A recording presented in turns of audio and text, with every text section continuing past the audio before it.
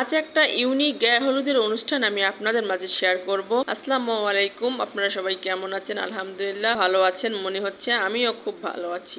যাই হোক, আপনারা যদি খারাপও থাকেন তারপর এই গায়ে হলুদের অনুষ্ঠানটা দেখলে আপনাদের মনটা খুবই ভালো হয়ে যাবে। ভিডিওটি স্কিপ না করে সম্পূর্ণ দেখুন, তাহলে দেখবেন আপনাদের মন প্রফুল্ল হয়ে যাবে। গায়ে হলুদের অনুষ্ঠানটি কার সেটা হলে পরেই বলবো। মনে করবেন এটা আমার মেয়ের গায়ে হলুদের অনুষ্ঠান। গায়ে হলুদ মানে মজার মজার মোমেন্ট আছে অনেক, সেটা আপনারা দেখতে পাবেন। বউয়ের গায়ে হলুদের অনুষ্ঠানের সাজটা আমার কাছে খুব ভালো লেগেছে। বউয়ের আত্মীয় স্বজনরা সবাই এসে বউকে মিষ্টি মুখ করাচ্ছে এবং তার সঙ্গে একটু হলুদের ছোঁয়া দিচ্ছে। এই গায়ে হলুদের অনুষ্ঠানে আমারও ইনভাইট ছিল, কিন্তু দুঃখের বিষয় আমি যেতে পারিনি সমস্যা থাকার কারণে। তাই আমি এই অনুষ্ঠানের ভিডিওগুলো করতে পারিনি। আমি একজনাকে রিকোয়েস্ট করে এই ভিডিওগুলো করাইছিলাম, তাই সম্পূর্ণ ভিডিও আসেনি, শুধু জাস্ট ছবি, কিছু ছবি ও সামান্য ভিডিও এসেছে। যাই হোক, কেয়ার করার বাকিটুকু যতটুকু আমি সংগ্রহ করতে পেরেছি ততটুকু আপনাদের সঙ্গে শেয়ার করলাম। কথাই বলে না যে বেশি বেশি আশা করতে নেই, বেশি বেশি আশা করলে সে আশা কখনোই পূরণ হয় না। হয়তোবা আমার ক্ষেত্রেও তাই হয়েছে। আমি খুব আশা করেছিলাম এই বিয়েতে আমি থাকবো, অনেক মজা করব, অনেক আনন্দ করব, অনেক দায়িত্ব পালন করব,